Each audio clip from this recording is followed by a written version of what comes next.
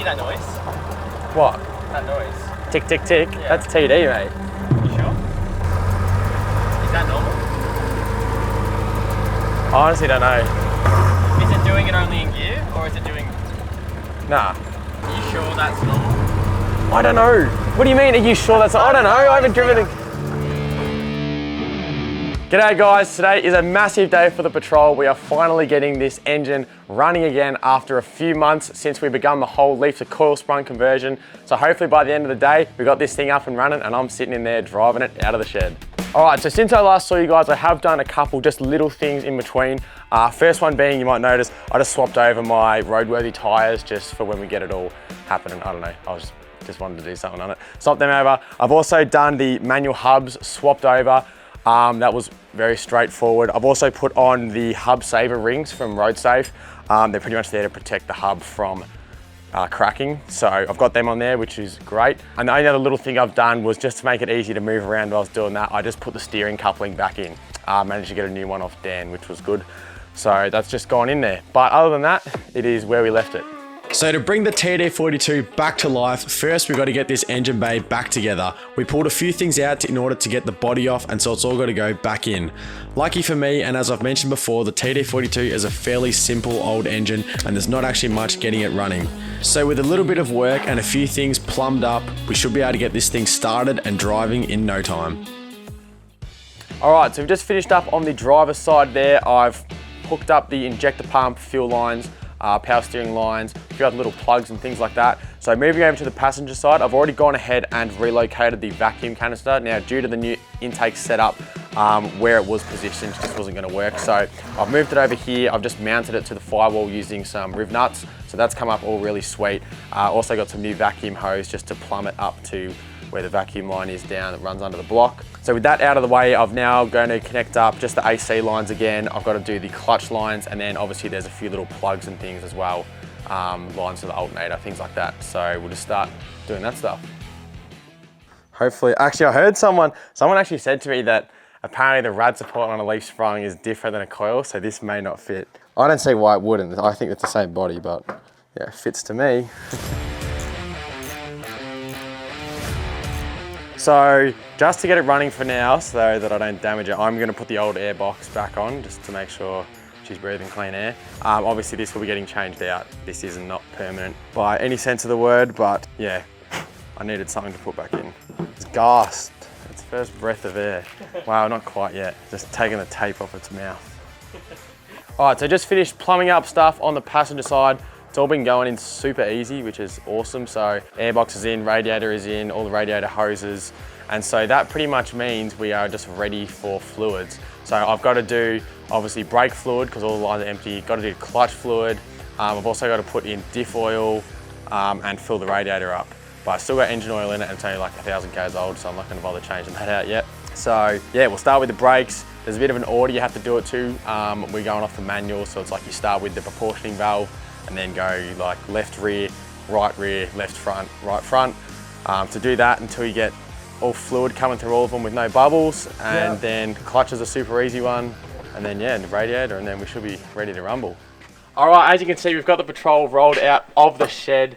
We're pretty much ready to start. I've just gone through and done the diff oils, checked. We've done power steering fluid, put fuel in it, so the stuff we pulled out we're able to chuck back in, built fuel pressure. Last thing I'm gonna do, just top the radiator up with a bit of water, and then hopefully we can start and try and see if it wants to fire up. Hopefully it should. I mean, there's no reason it shouldn't, but then at the same time it has been sitting for a long time. So yeah, exciting times. Let's see if it'll live on. All right, well, so we've put water in the radiator. Obviously that's gonna need more when the car starts, when it starts flying the system, so we'll get the hose going and fill that up. But pretty much, I'm not 100% sure, but I'll either have to bleed or crack the injectors or not. The reason not is because I haven't actually disconnected anywhere between the injectors and the pump. I'm hoping that fuel hasn't flown back out. It's only just stayed in there, in which case there still might be air in the system. So we'll see how we go. But what we'll do, if we're running and it sounds a bit rough, I'll just go along, crack each injector, make sure they're all flowing fuel. And then, yeah, we'll get the hose on here. Happy days, and she'll be your runner. So let's see, first thing will be, does the ignition turn on? All right, you watching? Got lights. Let's see. Turn it off. What's that sound? You hear that? That sounds like, oh, the fan's on. No, it's the fan. There'll be dirt in it. Yeah, it's just dirt. Dirt in the fan. All right, So do we just start it? ignition. Just go for it, I guess.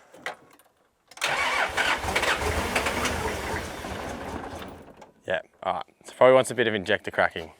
Yeah, she can be a bit smoky. Oh, okay. Let me think of procedures. So I'm gonna want to, if I crack all the injectors, then just crank, it shouldn't start, then I can go tighten each one up. If I crack the injectors, let's just do those two to start with. Should get fuel through them.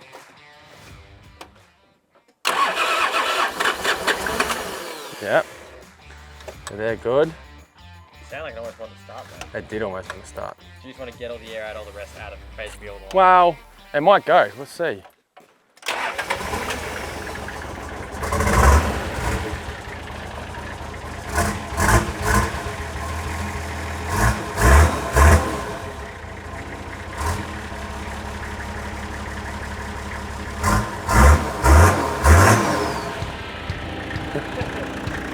All right, well, it does run. Who knows how well, but it does run. The next thing will be, will it move? So let's just make sure it runs properly and then we'll do that. All right, so while Liam's not looking, I'm gonna try and put a cable tie on his drive shaft. So he thinks he's making cars making weird noises, and really it's just a clack at the zip tie. So hopefully we can try and get it on.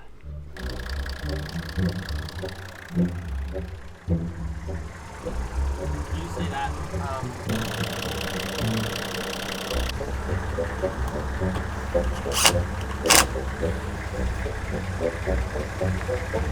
Yeah, it works sweet. Just gonna see if the, oh my God, the clutch is so light. Yeah. Hopefully it, oh, yeah, so that's, so first test is what I was hoping, because if the clutch wasn't engaging, as soon as I'd go to put into first, it'd hate it, okay. but straight in. Oh, really? So, and that the clutch is like, it's not even there. So it should move all okay.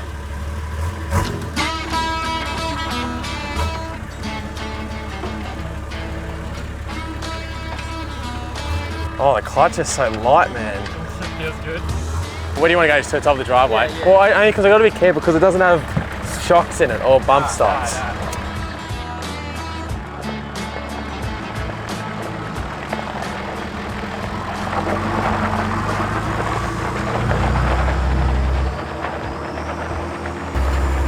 You're moving. All the clusters all working and everything. Yeah. It's loud, but no. Well, that's open. Oh yeah, of course. Don't mind me, just in a naked patrol.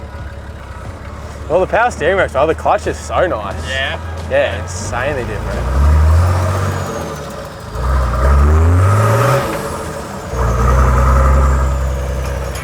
Unreal. Feels good to be back in the, oh, there's another car here.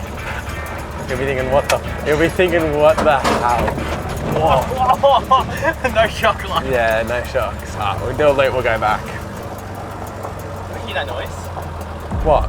That noise. Tick, tick, tick. Yeah. That's TD, mate. You sure? That's just, that'd just be my gearbox. I reckon I've heard that before. Is that normal? I honestly don't know. Is it doing it only in gear, or is it doing...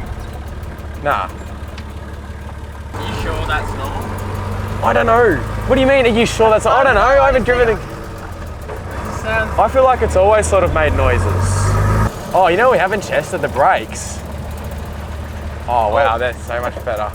They are insanely good, yeah. All seems pretty sweet.